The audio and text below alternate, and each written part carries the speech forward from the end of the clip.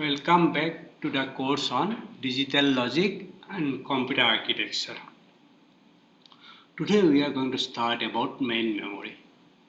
I think you have idea why main memory is required and what is the role of main memory. Now today we are going to see about the issues related to main memory. Okay. Now let's just see when we have started our discussion in case of computer architecture.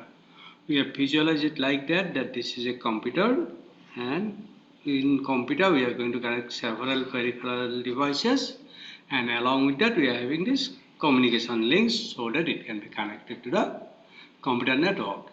And if you are going to look into it, what are the basic components that we have in computer, you will find that we are having central processing unit, then input output, and main memory. Okay, these are the main components and they are connected through this system interconnect. Okay, and about the working principle, we have seen that it works on von Neumann stored program principle.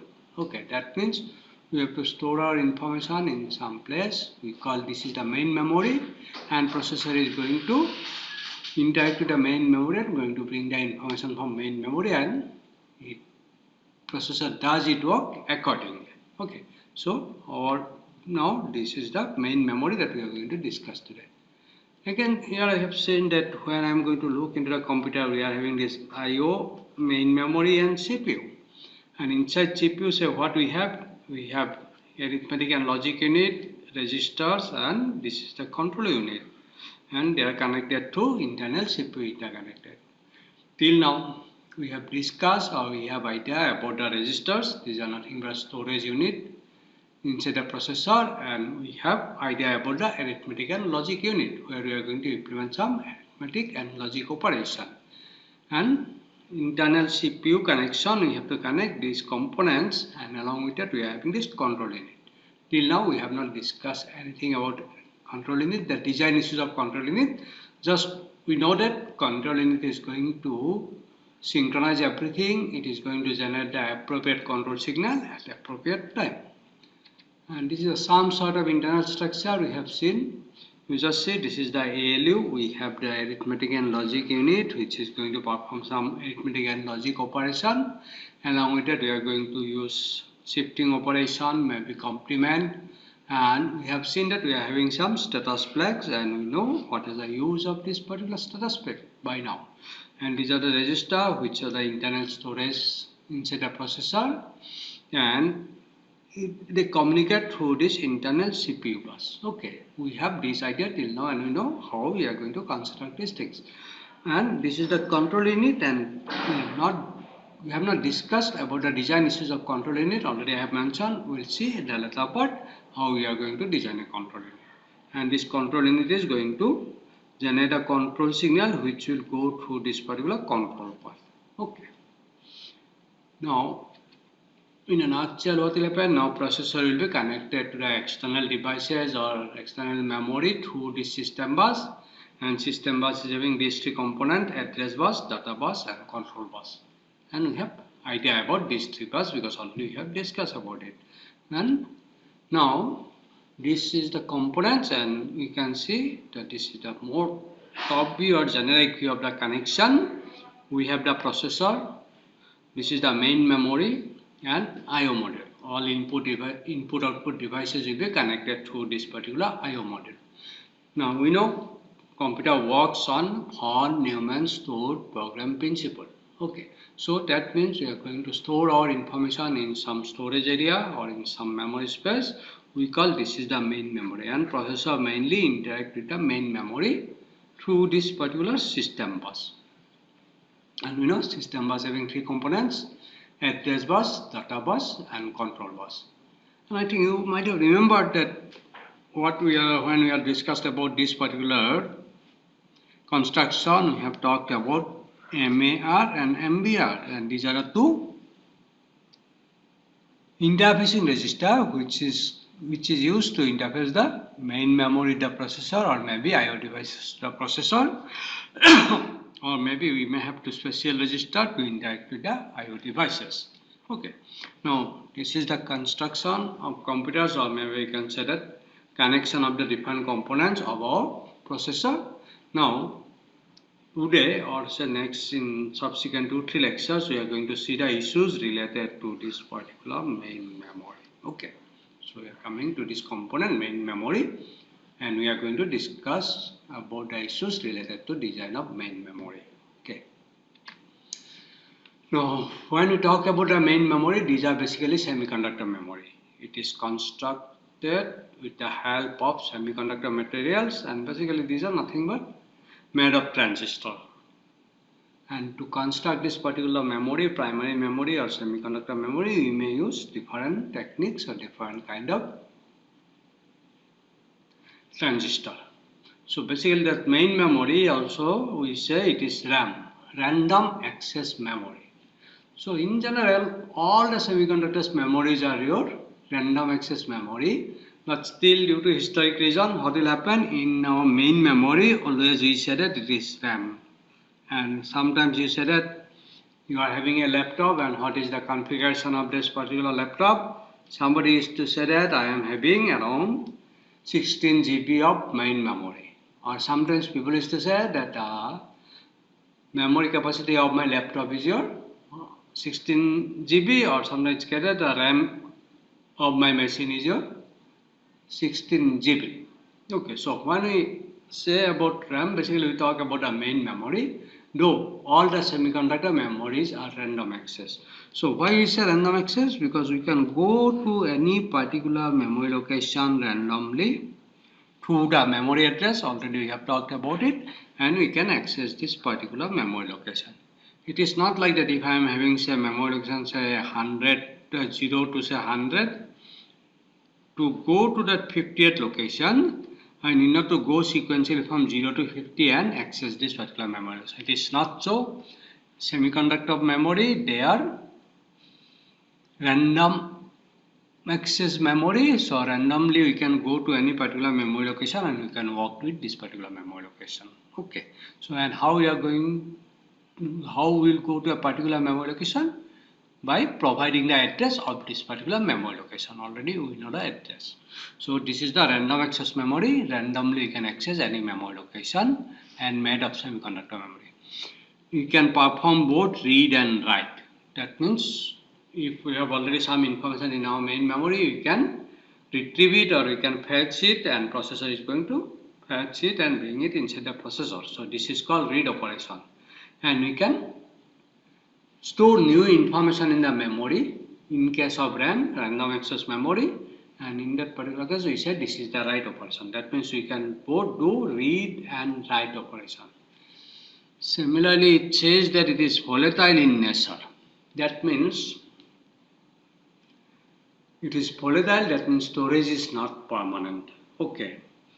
So as long as I have the power supply on, if we are working with a computer, then whatever we are storing in the main memory, this remain active and we can work with that. But as soon as you switch off the machine, then what will happen? Whatever you have stored in this particular main memory or whatever contents we have in main memory, they will simply vanish. Okay. So that's why I say it is volatile in nature. So it is a temporary memory that we have in our computer.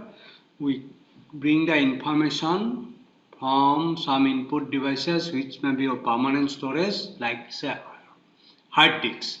So hard disk is a storage media, okay, and we can store our information permanently over there. So if you switch off your machine also, still whatever file you have stored in your hard disk, it remains intact. Okay.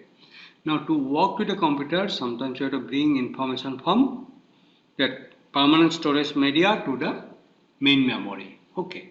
So main memories are volatile in nature. So after working with the computer, if you switch off it, then whatever information we have in the main memory, it will simply vanishes. Okay. So this is volatile in nature. Since RAM or semiconductor memories are volatile in nature, so we are going to use them for temporary storage only. For during the working time only, we are going to work with that. And here we have written one more point which is known as your static and dynamic. So this is basically the way we are constructing this particular RAM or the semiconductor memory. So we are having two techniques to constructed. One is called static memory, or second one is called dynamic memory. We are going to see we'll see the construction of these two types of memory, static memory and dynamic memory, and then you will be knowing why it is called one is static and one is dynamic. So this is the two different kind of semiconductors memory we have, and according to our requirement we may use one of them or we may use both of them. Okay. Now, what are the memory cell? What is a memory cell? What are the memory cell operation? Now we are going to see. Already I said that we are having two kind of operation. One is your write. Write means you are going to store new information in this particular memory cell. So this is data in. Other one is your read operation. Whatever information we have in this particular memory cell, then we are going to take it out and we are going to work with this particular information. So this is cell. Basically that cell can store only one bit of information. Okay. So this is the scenario. When I talk about a cell, it is basically cell to store one bit of information. That means either you can store 0 or 1. This is the scenario, nothing else. Now it is sometimes we call it is memory cell, or sometimes we call it binary cell also, because we are storing one bit of binary information in this particular cell. So this is known as either memory cell or binary cell. In a memory cell, we can store one bit of information. Okay. Now, if I look into it, it is a storage element. We can store information over there, and we know that either latch or flip-flop can be used to store binary information, or you can say that this can be used as a storage element. Okay, so this is a simple construction of our memory cell or binary cell, but in general we may not use it because it is too heavy. Because here you see we are having two NOT gate, 3 AND gate, 1 SR latch. Again we know that SR latch can be constructed with NOR gates. We need two numbers of NOR gates. Okay. Or it may happen that we can construct it with the help of NAND gate. So we need two numbers of NAND gates. So total how many gates we have? Either two NOR or NAND, 3 AND gates and 2 NOT gates. So it is a heavy circuit, generally we don't use it, but just I am going to explain the working principle of this one, then you will be knowing what basically we are doing. Now user see, we are having one line called select.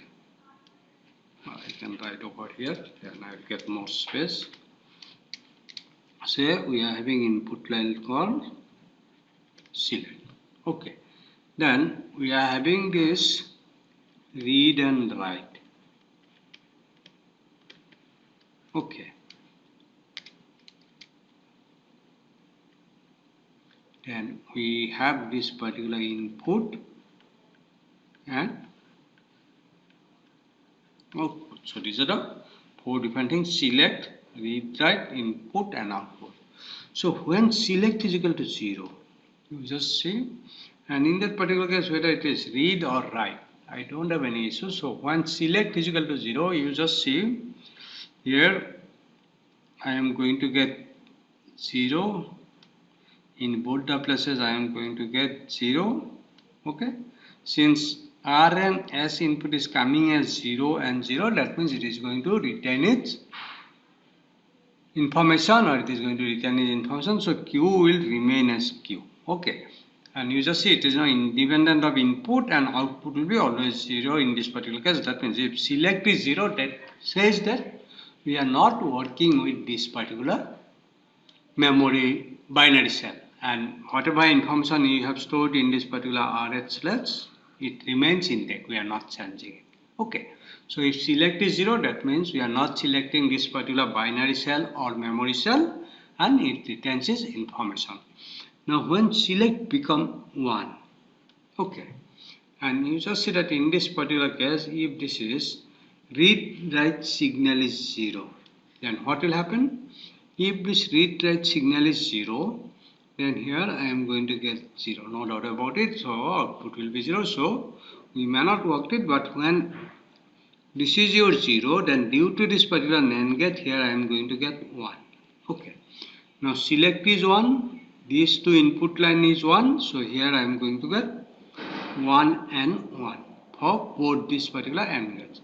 Now what will happen in this particular case? So whatever input I am giving, here I am going to get this particular input, and here I am going to get input bar. So what will happen in this particular case? If my input is 0, then what it is going to have? It will become I bar, so it becomes 1, and it is your reset. That means it will reset the flip-flop. So that Q will be my, I can put one more information over here. This Q, whatever we are going to store, then Q will be 0. So whatever is having, say input is 0, so Q is set to 0. Similarly, if it is your 0, input is 1, then you will find that it is going to have like that. So if it is input is 1, here I am going to get 1, it is 0, so it is a set condition. So Q will become 1. That means we are storing 1 to this particular flip-flop, which is basically your this particular input.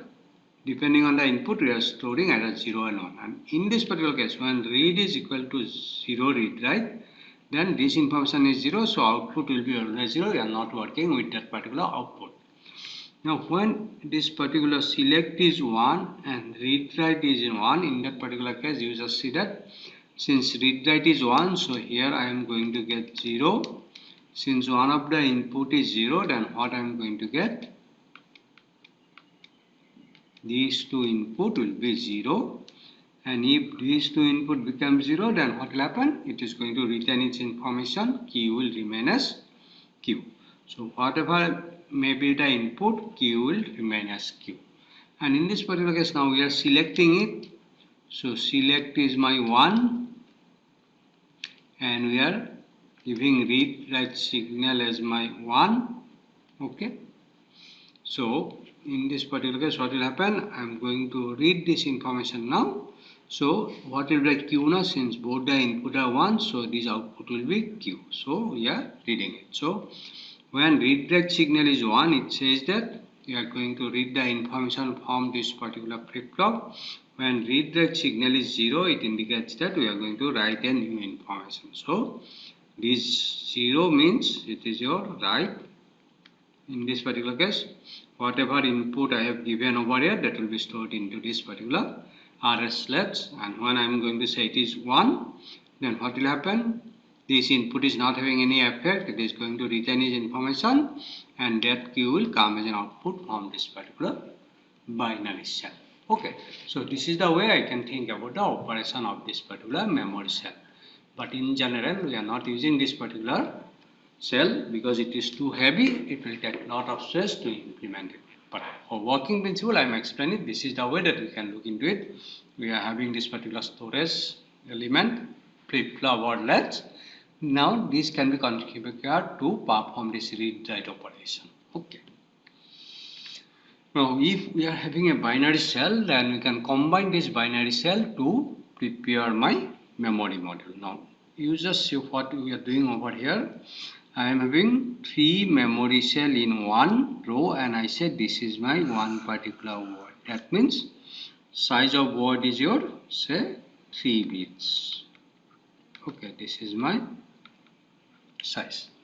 And at such I am having such type of 4 different words. Okay, so what will happen? 4 words. So every word is having 3 bits, and we are having 4 similar such type of words. So 4 3s are 12. So I am having 12 binary cell or memory cell. Now these are basically treated as this is my word 0, word 1, word 2, and word 3. And to select any one of these 4 words, I need at least 2 bits of information. With the help of 2 bits of information, I can select this particular 4 rows. So for that, we are using a 2 by 4 decoder over here, and this is an address input where I am having 2 bits of address input. Depending on this particular 2 bits, I am having 4 different kind of addresses. Now 00, 01, 10, and 11. Depending on the address, we are going to select any of these particular words. And what does it mean? How we are selecting it? You just see at any point of time, one of these particular output line will be high. When this particular output line is high, then you just see it is connected to the select line of my binary cell. If you look into the previous slide, you will find that this is my select line. So these three select lines are high and other select lines are 0. Basically, we are working with this particular three binary cell. Now, depending on read and write, what will happen? If it is a read operation, then we are going to get the output over here, and if it is a read operation, write operation, we are going to give input data over here, and that will be written in this three binary cell. Okay, so these are the way we can do. But here I have shown that data input and data output is separate line. But while we are going to construct it, basically it is connected to single data bus.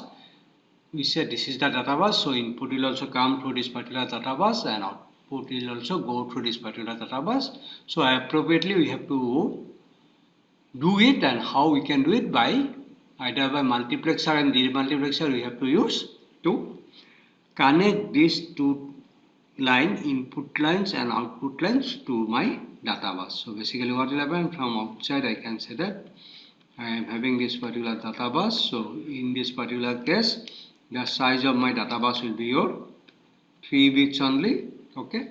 Now through this data bus what will happen, I am getting this particular output, and similarly it is also taken as an input to this particular output. So here I need some arrangement which can be done with either multiplexer and demultiplexer. You try to design this particular circuit, because already we have discussed about use of multiplexer and demultiplexer, and this is the way that we think over here. Okay, so in a nutshell, this is a memory module. The capacity is only 4 word, and every word is having 3 bits of information. So total I am having 12 binary cell. Okay, or 12 memory cell. Now generally what are the parameters basically come along with this particular memory module? So first of all we have to see what is the addressable memory space. Okay, so how many memory location? Addressable memory cell, basically it says that number of memory locations. In my previous slide I said that I am having only 4 memory location to identify 4 memory word. So identify any one of this particular memory word, we need 2 bit of address line. So basically what will happen, I can have this particular main memory, which are basically semiconductor memory or random access memory. So this is a particular memory location, say MI. Okay, so this is memory location. So we can go to any particular memory location. And how we are going to identify a particular memory location? With the help of address line, and this address line will be given through this particular address bus. Now what is the size of this particular address bus? If we are having say n memory location, so for n memory location the number of address line required is your log n to the base 2, and you have to take the ceiling of it. Okay. Now you just see if I am having say 1k memory location, already we have used those particular term, no, 1k. So 1k memory location means 1024, and to address 1024 memory location, any one of it, we need 10 bit of information. So the size of bus, address bus is your 10 bits. This is the way that we use. Now you are saying that if I am having 1 gigabyte of memory or 1 giga memory location in my computer, to address 1 giga memory location, I need 30 bit of address line. Okay, so this is the way we have to look into it. Now we are going to talk about the size of memory location. So how many bits that we can store in this particular memory location? So generally it may be 8 bits, or it may be 16 bit, or it may be 32 bits. So in this particular case, what will happen if I am going to store, say, k bits of information, then generally the size of the data bus will be k bits. So in this particular case, what will happen? I can store k bit of information in a particular memory location, and in this particular case, what will happen? I can parallelly work with those particular k bits, and for that the size of the data bus is your k bits, because I can read the contents of the memory location. So that means all k bits I am going to work together. So size of k data bus will be your k bit. So this is basically size of data bus is nothing but you can say that it is similar to my size of memory location. Okay. So in this particular case, what will be the total memory capacity? So in this particular case, if my size of your data bus is 16 bit, k is equal to 16 bit, then the memory capacity will be your, I am having 1k memory location, and in every memory location I am having 16 bit of information. Okay, so this is 16 bit of information. So in this particular case, what will happen? One byte generally having 8 bit of information. That means this 16 bit of information can be treated as your 2 byte. So totally the total memory capacity here I can say this may be your, otherwise I can say this is your 16 kilobyte, because I am having 1 kilo memory location. In every memory location I can store 16 bit of information. So I can say the total memory capacity of this particular memory module is your 16 kilobit. On the other hand, I can say that this is equal to your 2 kilobyte, because 8 bit is equal to 1 byte. So 16 bit will give me 2 bytes. So this is your 2 kilobyte. So this is if I am going to write it in a lowercase b, it generally represent bit, and if we are going to use this capital B, then it is going to represent your byte. So this is the way I can say. In this memory location we are having 2 kilobyte of memory location, but here I am having 1k memory location. So size of this address bus is your my 10 bits, and what is the size of my this data bus? It is your 16 bit. Okay, so 1k memory location, in every memory location we can store 16 bit of information. So we are going to get 16 kilobit memory capacity. That means we are having 16 kilo memory cell inside this particular memory module. Now another one is there, it is memory organization, how we have organized it. So this is one term is called byte organized, and generally most of the cases memory is organized as a byte organized only. What does it mean? Now I am going to give you some idea. So take this particular same example. What we are saying in this particular example, I just slightly clean this particular board so that now we can have explain it properly. Okay. So now in this example you just see that I am having 10 bit of address line, and here I am having 16 bit of data line. So this is the scenario. That means in one memory location I am having 16 bit of information, and total 1024 location we are having, 24 memory location. Now though in every location we are having 16 bit of information, now I can say that these are my basically 2 byte of information. In everywhere I can say this is my byte 0 and byte 1, and byte 0 and byte 1 combined together I can say this is a 16 bit word. Now when we talk about a byte organized, in this particular case what will happen? We are having a provision to access those particular byte individually. Now here I am having 16 bit of data lines. I can say that this is data line D0 to D7, then D8 to D15. So these are the total 16 data lines, and say this is 1 byte and this is another byte. Now, if we say it is a byte organized, we are having provision to access this particular 8 byte together. That means this is the byte 0, or maybe it is 08 address, or maybe the other 8 bits together, which is the other byte. So, this particular memory location has 2 byte now. So, this is my byte, say X, and byte Y. Now, if it is a byte organized, we have the provision to access the what? Byte-wise also. Now, in this particular case, say I am having that 1024 memory location, and I am for that what will happen? I am having size of address bus is your 10 bits. Now, when I am having 1024 memory location, but in every memory location I am going to store 2 byte of information. Basically, you just see that we are going to get 2041 bytes. Okay, that many bytes, that means we have stored over here. Because in every word I am storing 2 bytes of information. Now, to access 2048 bytes, we need 11 bits of address. Getting it? So, for 1024 memory location, we have 10 bit of address lines, but when it is a byte organized, we should have provision to address each and every byte.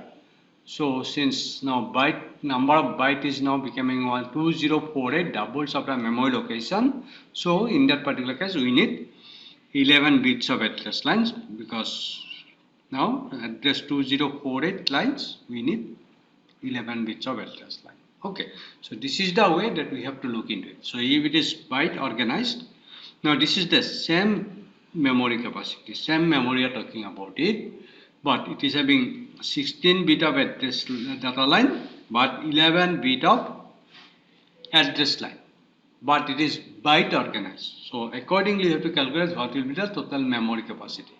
The memory capacity remains same. Whatever we have said, this is basically 2 kilobyte. So memory capacity remains 2 kilobyte, but we have a provision for access byte-wise. So that's why that size of the address bus is becoming one more. We need one additional address bus. So you just think about this particular issue. Try to work with some more example, then it will be clear.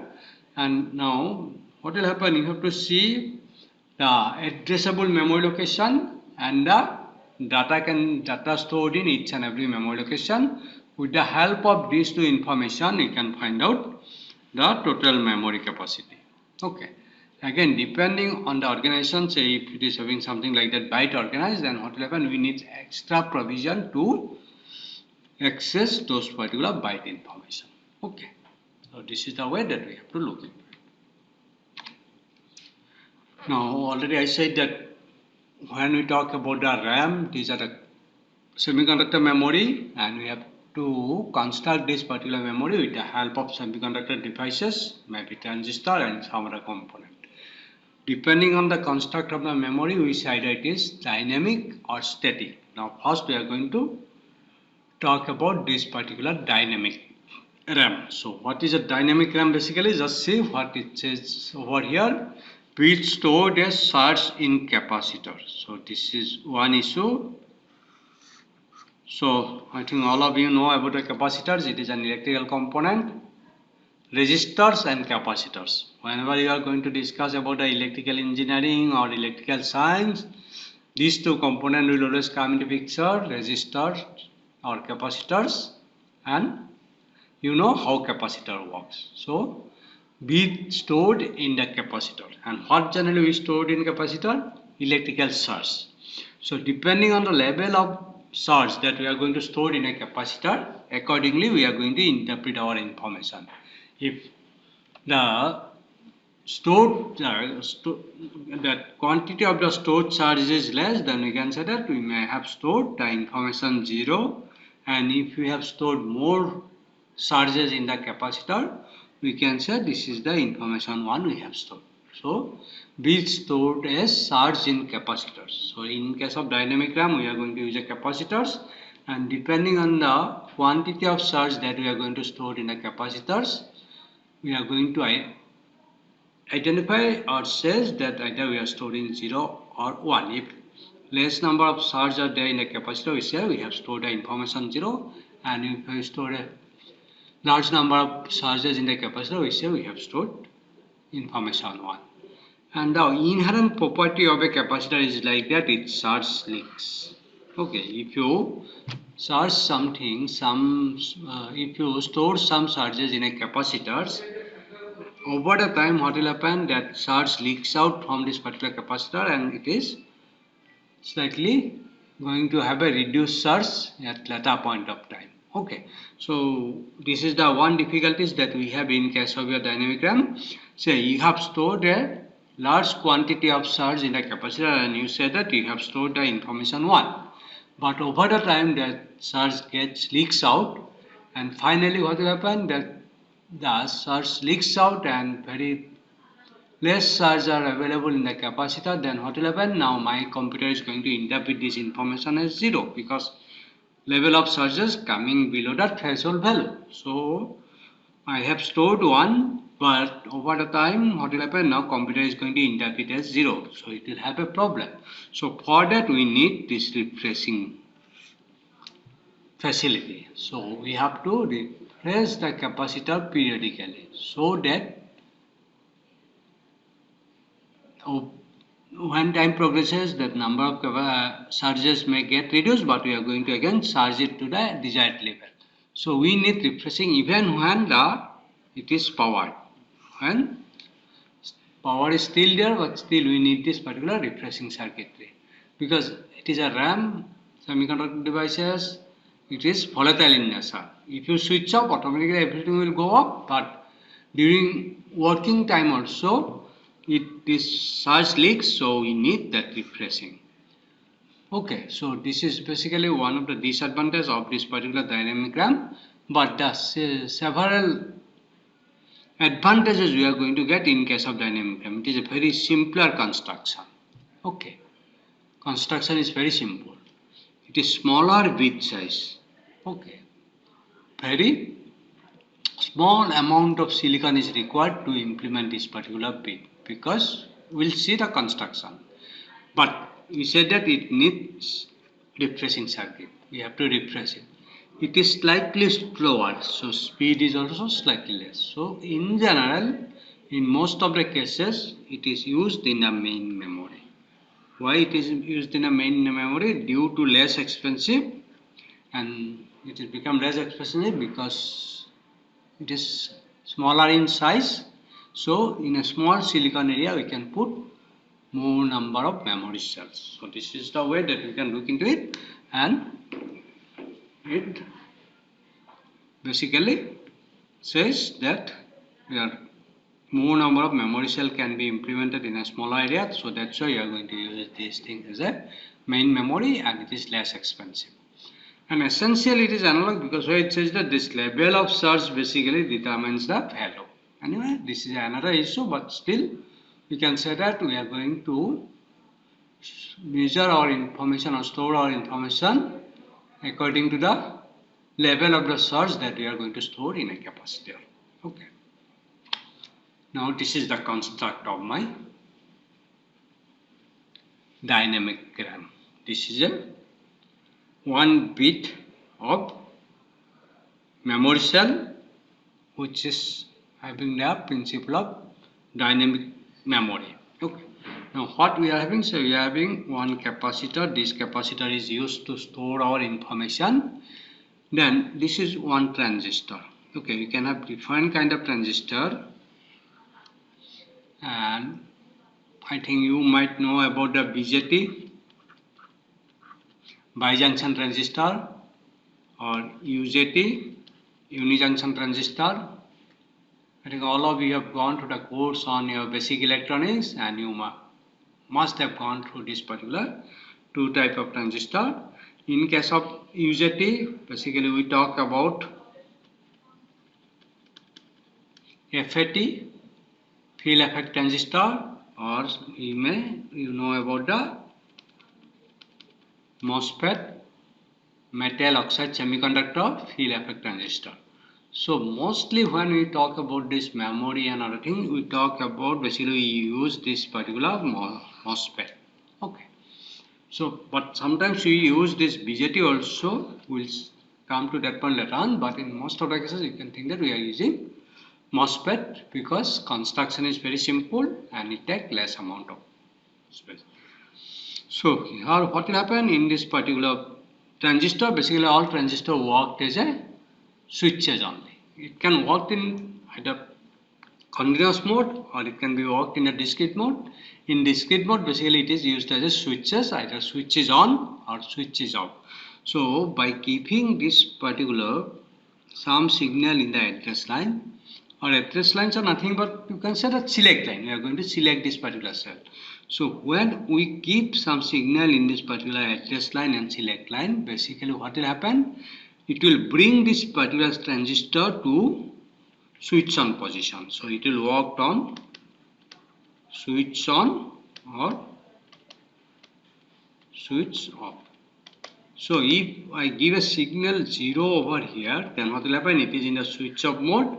So it basically disconnect and capacitors and that bit line is disconnected. When we put 1 over here, then what will happen? This is worked as a closed circuit. Basically it will go into the switch on mode, and in this particular case what will happen? These two will be connected together. So basically in case of MOSFET we said that this basically terminal is known as your gate, okay, and other two terminals are source and drain.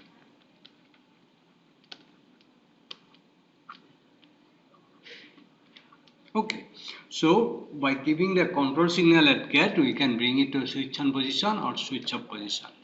Now what will happen in case of when say we have stored some information over here, either 0 or 1. Now I want to read it. In this particular case, what will happen? I am going to select it through this particular address line. So this will be connected. Then what will happen? Whatever information we have over here, that voltage level will be sensed at that particular bit line. So we are having more surges, then what will happen? Here we are going to get this information that high voltage, or if we are having a less surge over here, then we are going to get that less voltage at that particular time. That voltage level will depend on the amount of surge that we have stored over here. Now when we are reading it, you just see that in this particular case, reading is your destructive. Why we call it is destructive? Because it has taken out the surge to measure this particular voltage level. So read is destructive. So once we read the information, we have to rewrite back at that particular point. Otherwise, you are going to lose that particular information. Okay. So this is the read.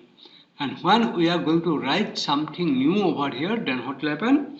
In this particular bit line, we are going to give that particular information. So for basically say for 1, I can say give some high voltage, and for 0, I can say give some low voltage. Now depending on the voltage that we are going to give over here, accordingly this capacitor will be charged to certain level. Okay, and accordingly we are going to store this particular information, and we are going to select this particular memory cell, or basically it is going to select that we are going to work with this particular capacitor with the help of this control signal given to the gate point of this particular transistor. Okay, depending on this value, either we are going to say this transistor is switch off. If this switch off means that capacitor is disconnected from this particular bit line, and when we switch on, these two will be connected together. That means this capacitor point will come to this particular bit line, and now we can sense the information or we can put new information. So you just say in case of dynamic RAM, the construction is very simple. Okay. And in that particular case, what will happen? We need one transistor and one capacitor to store our information. Okay, so this is the construction of dynamic RAM.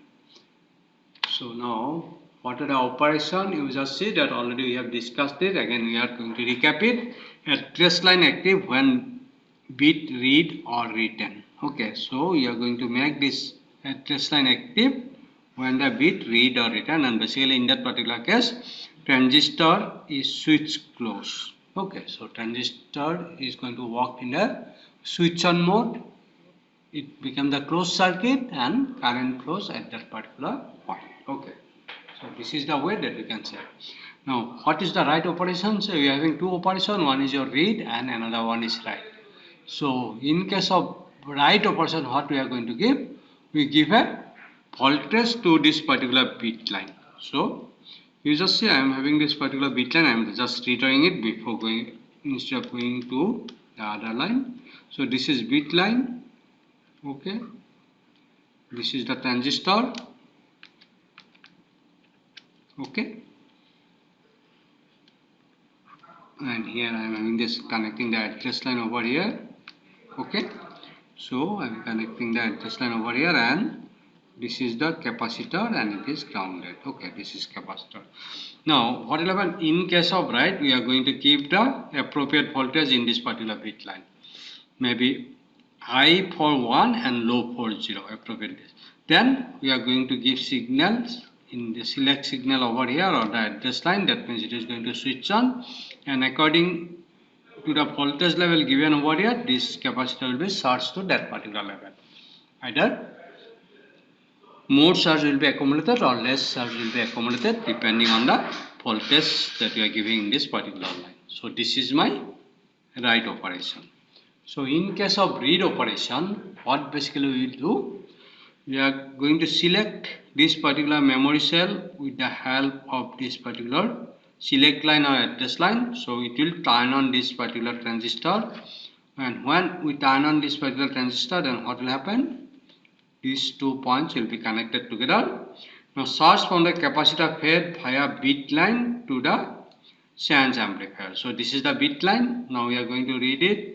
Basically we are not talking about these things, but we are having a seance amplifier. We are going to sense the signal over here, then amplifier will amplify, so that in the other point we can appropriately handle this particular thing. So these capacitors, charge capacitors will be transferred or going to, this level of charge is going to give me about the level of voltage level in these things bit line, and accordingly we are going to interpret it. If voltage level is 0, if we are storing less charge, then this voltage level will be less, and we say that we are storing 0. So we are going to compare this with the reference values, and accordingly we are going to determine whether it is 0 or 1. Okay, so we are going to compare with this voltage level, reference voltage level, and accordingly we are going to treat either it will be 0 and 1.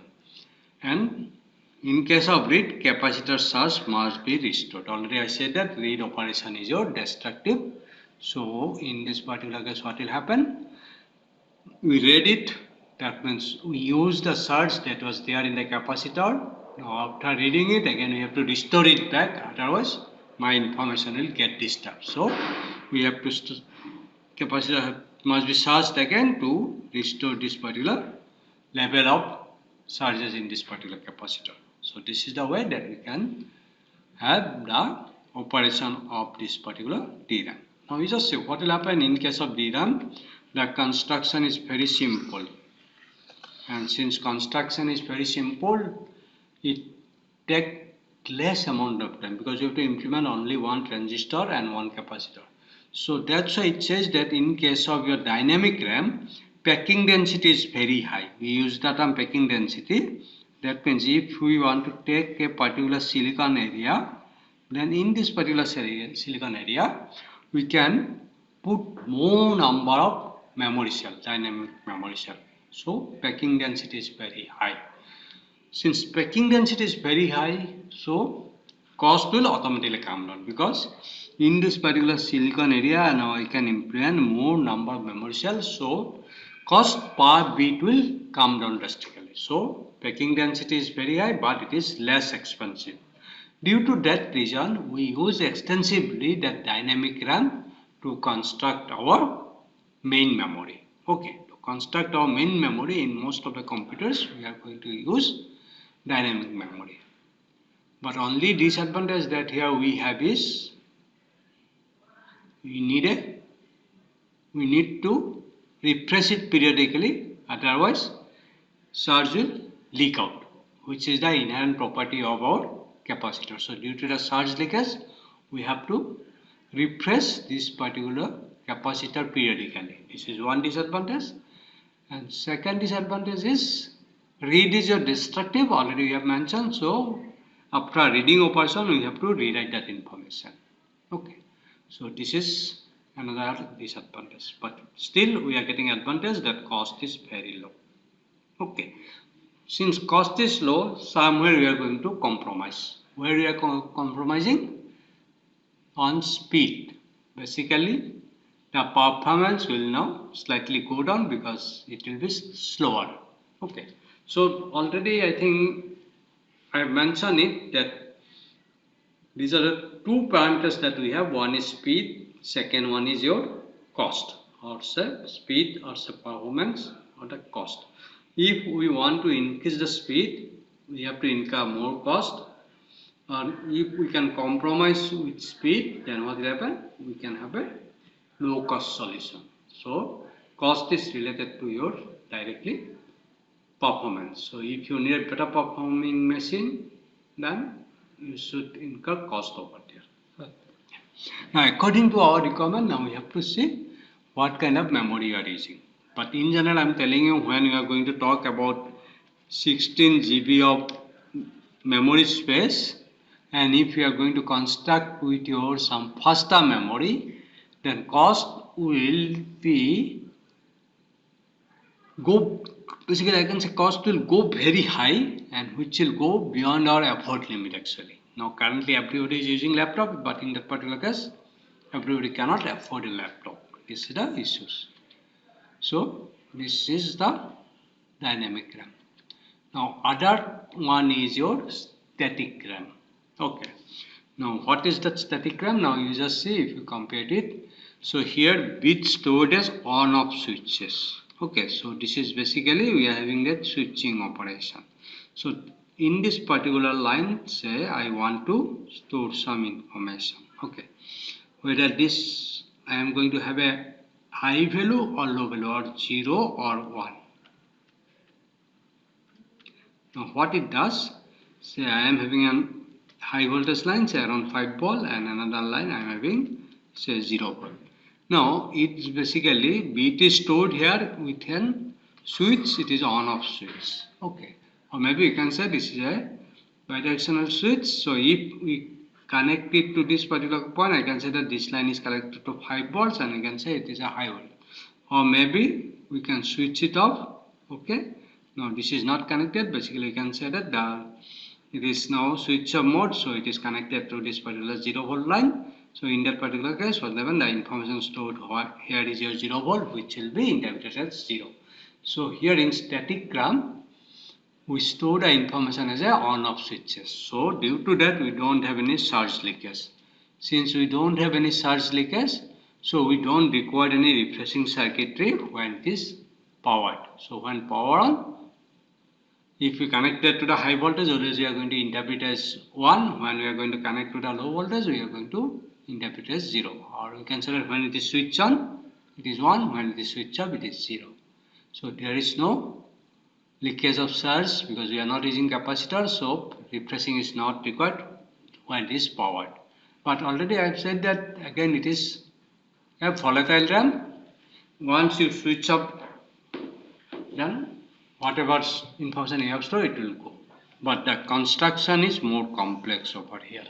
Okay, so slightly having a complex circuitry and bit size is larger. That means we need more memory space, or say more silicon space to implement 1 bit of information. That's why it is more expensive. Okay. So it is more expensive, and secondly, since we are not working with a surge, so this is refresh circuit is not required over here. Slightly space will be reduced, but for each bit we need more number of transistors. So it is faster, and we can be used for case we have not discussed about it. When it is going to talk about it, we will see why static RAM will be most useful for your implementation of case. And generally it is uses flip-flop. Okay, fine, but that again flip-flop will be implemented in the transistor level. So in a nutshell, this is the static RAM. Today I'll stop here. In next class we are going to discuss about the construction of the statigram, and accordingly we'll see what are the uses and what are the issues that we have in case of statigram. Okay. With this I'll stop my lecture today. Thank you very much.